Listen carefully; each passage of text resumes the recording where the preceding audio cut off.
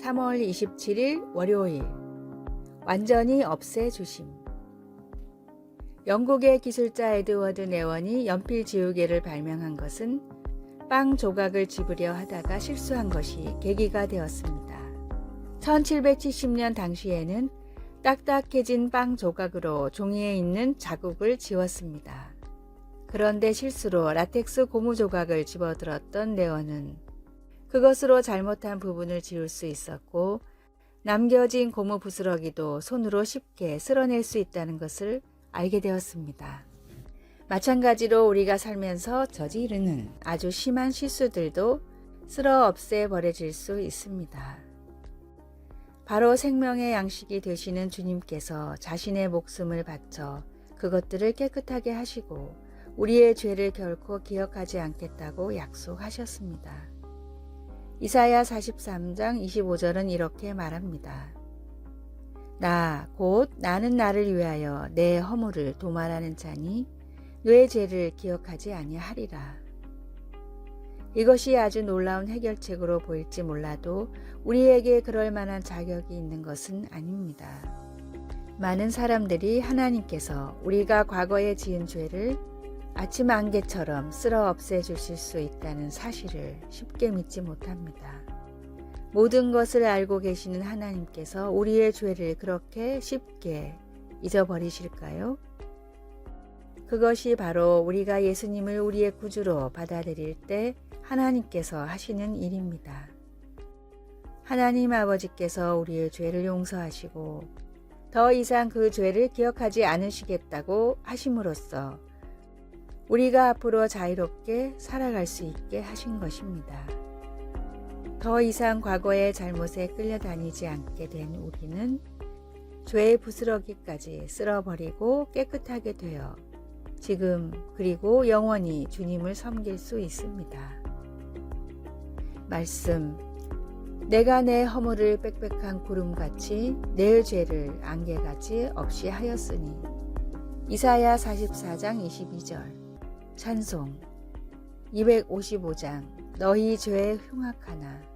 기도, 주님 안에서 새 삶을 살 수 있도록 나의 과거를 지워주시고 묵은 죄들을 완전히 없애주소서. 하나님의 용서가 실제한다는 것을 깨닫게 하시고 그 안에서 기쁨으로 살아가게 하소서. 아멘.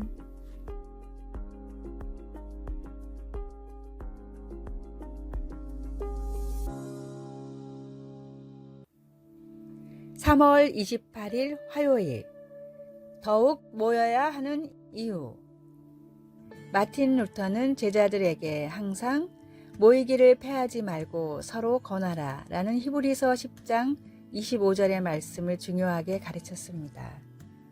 그 이유는 사람은 혼자 있을 때 죄를 지으며 우리는 연약하기 때문에 서로를 향한 권면과 기도로 붙들어줘야 하기 때문입니다. 마틴 루터는 이 말씀을 다음과 같이 가르쳤습니다. 대부분의 죄는 혼자 있을 때 짓게 되며 큰 죄일수록 더욱 그렇다. 하와가 혼자 있을 때 마귀가 찾아와 유혹했다. 대부분의 사람들은 혼자 있을 때 살인을 저지르고 물건을 훔치고 성적인 죄를 저지른다. 마귀는 고독을 이용해 사람들을 잘못된 길로 이끄는 속성이 있기 때문이다. 성도들이 함께 모여 있게 되면 부끄러워서라도 죄를 짓지 못한다. 예수님은 두세 사람이 주님의 이름으로 모인 곳에 함께 하신다고 말씀하셨다. 주님이 계신 곳에서 어찌 죄를 짓겠는가? 나 역시 혼자 있을 때 죄를 짓는다. 하나님은 우리를 교제하도록 지으셨고 혼자 있게 짓지 않으셨다. 끼리끼리 모인다는 말이 있는 것처럼 주님이 다시 오실 그날이 다가올수록 우리는 함께 모여 찬양하며 주님의 이름을 높이는 일에 힘써야 합니다.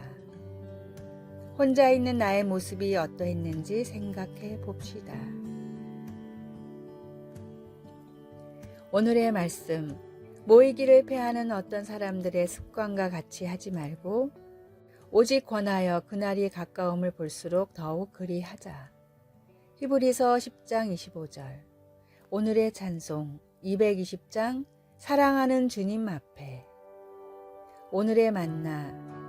주님의 재림이 다가올수록 함께 모여 찬양하며 주님을 높이게 하소서. 나는 혼자 있을 때 주로 어떤 일을 하는지 점검해 봅시다.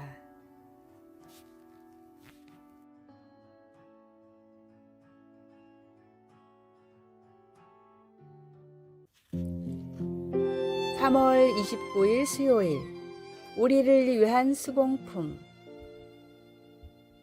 텍사스주의 경연대회에서 입상한 경력이 있는 아주 재능 있는 재봉사 할머니가 있었습니다. 할머니는 사람들에게 인생의 특별한 때마다 직접 손으로 꿰매 만든 선물을 주시며 정성으로 축하해 주시곤 했습니다. 어떤 학생이 고등학교를 졸업할 때는 진홍색 모헤어 스웨터를, 이웃 청년이 결혼할 때는 청록색 누비 이불을 만들었습니다. 할머니가 만든 선물마다 접힌 모서리에는 너를 위해 만든 문나의 수공품이라는 서명 태그가 있었습니다. 그곳에 수놓인 글자 하나하나는 사람을 향한 할머니의 사랑을 담고 있었으며 장래에 대한 할머니의 믿음을 강력히 웅변해 보여주었습니다. 바울은 에베소 교인들에게 보낸 서신에서 이 세상 삶의 목적을 언급하면서 그들을 그리스도 예수 안에서 선한 일을 위하여 지으심을 받은 하나님의 작품이라고 묘사했습니다. 여기서 작품은 예술작품, 즉 걸작품을 말합니다. 바울은 이어서 설명하기를 우리를 창조하신 하나님의 작업은 이 세상에서 하나님의 영광을 드러내기 위해 선한 일을 하는 우리의 작업. 다시 말해 우리와 예수님과의 관계 회복을 이끌어낸다고 했습니다. 우리 자신의 선행으로는 결코 구원받을 수 없지만 하나님의 손길이 그분의 목적을 위해 우리를 작품화할 때 우리를 사용하여 다른 사람들을 하나님의 놀라운 사랑 앞으로 인도하실 수 있습니다. 문나 할머니는 이웃에 대한 사랑과 함께 이 세상에서 목적을 찾아 살기를 바라는 마음을 전해주려고 바늘에 머리를 대고 수공품들을 만들었습니다.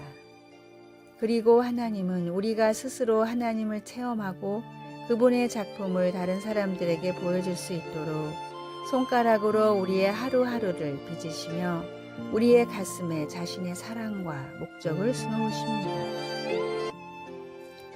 말씀. 우리는 그가 만드신 바라 그리스도 예수 안에서 선한 일을 위하여 지으심을 받은 자니 하나님이 전에 예비하사 우리로 그 가운데서 행하게 하려 하심이니라. 에베소서 2장 10절. 찬송 454장 주와 같이 되기를. 기도. 하나님 아버지, 저를 손수 만들어 주시니 감사합니다. 하나님 아버지를 세상에 알릴 수 있도록 도와주소서. 예수님의 이름으로 기도드립니다. 아멘.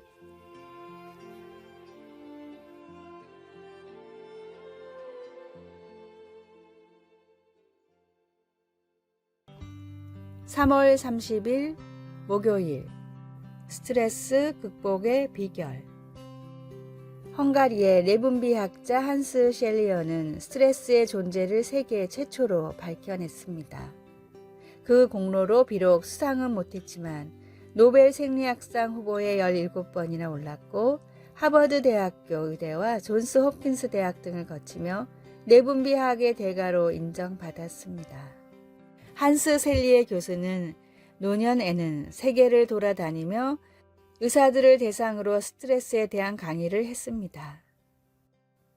강의가 끝난 뒤 가진 질의응답 시간에 셸리에 교수가 가장 많이 받은 질문은 스트레스를 어떻게 극복하는가 였습니다.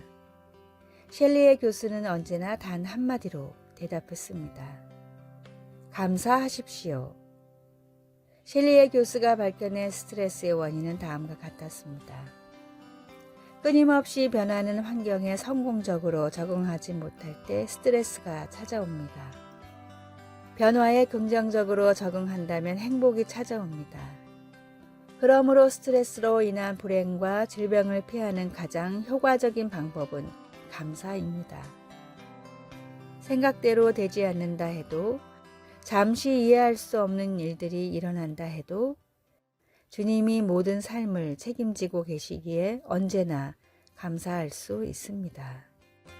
마음이 불안하고 삶이 위태하다고 느껴지더라도 우리를 푸른 초장으로 인도하고 계시는 주님이심을 의심하지 말고 감사하십시오. 오늘의 말씀, 우리 주 예수 그리스도로 말미암아 우리에게 이김을 주시는 하나님께 감사하노니. 고린도전서 15장 57절. 오늘의 찬송 428장 내 영혼의 햇빛 비치니. 오늘의 만나. 모든 일에 주님께 감사하는 고백을 드리며 살아가게 하소서. 나를 힘들게 하는 일들을 통해서도 주님께 감사합시다.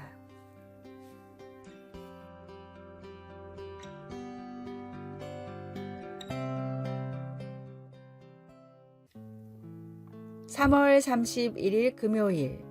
잘못된 판결의 짐 감당하기. 2018년 1월 30일 유죄 판결을 받고 거의 38년 동안 감옥에 갇혀 있던 말콤 알렉산더가 석방되어 자유의 몸이 되었습니다.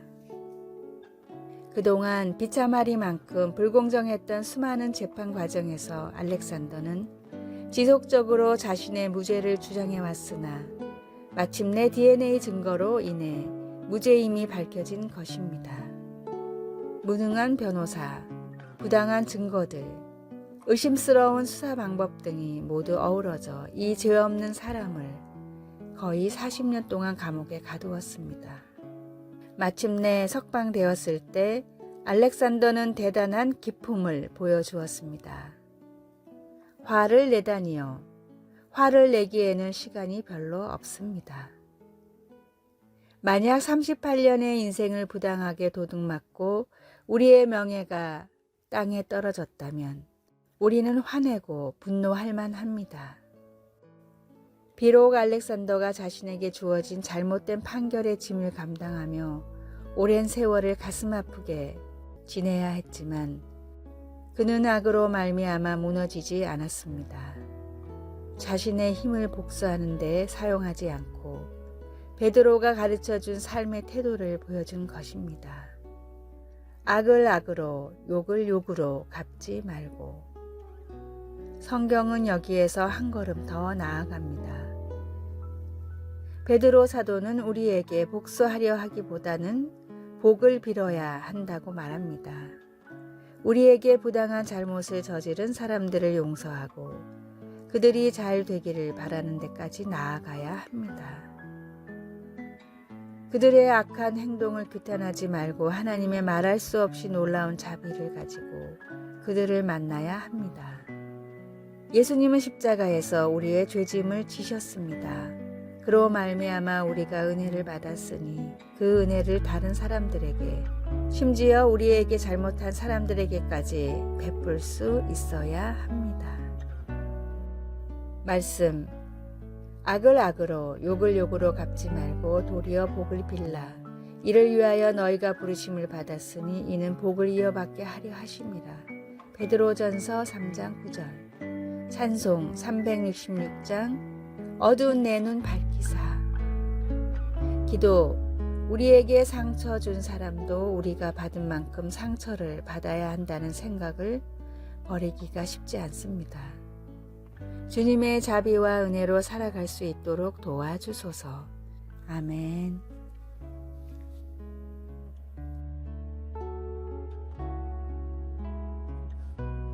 아래의 빨간색 글자 구독을 누르시어 더 많은 전도의 열매를 맺으시기를 기도합니다.